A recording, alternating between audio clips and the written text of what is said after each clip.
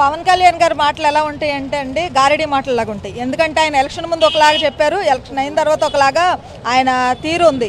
ప్రజలకి అప్పుడు ఊక్కుంటా ఉపన్యాసాలు ఇచ్చేసిన ఆయన ఈ రోజున ప్రజా సమస్యలు పట్టించుకోవడానికి ఆయనకి తీరిక కూడా లేదు. ఎందుకంటే ఒకప్పుడు జగన్మోహన్ రెడ్డి గారు ఎంతో మంచి చేశారు పేద ప్రజలకి.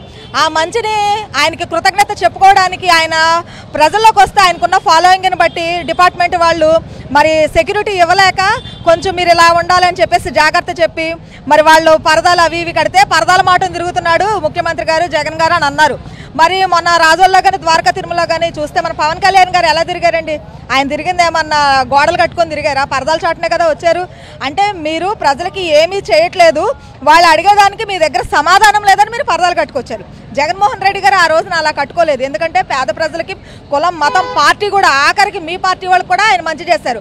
ఎందుకంటే చేసిన వాళ్ళం మేము కాబట్టి మాకు తెలుసు కాబట్టి మా నాయకుడు ఏం చేశాడు అన్నది మాకు ఒక ఆలోచన ఉంది కాబట్టి ఆ రోజున ధైర్యంగా ఆయన తిరుగుతున్నప్పుడు సెక్యూరిటీ ఇవ్వలేక ఆయనకి పరదాలు గవర్నమెంట్లో ఉన్న ఆఫీసర్స్ ఇలా వెళ్ళాలని చెప్పారు. కానీ మీరు చూడండి, ఇప్పుడు ఎవరైనా ఏదైనా సమస్య చెప్పుకోవడానికి వస్తే అది పలాంది అప్పుడు తీసేయండి, ఇప్పుడు ఏంటో అని చెప్పండి అని అంటారు.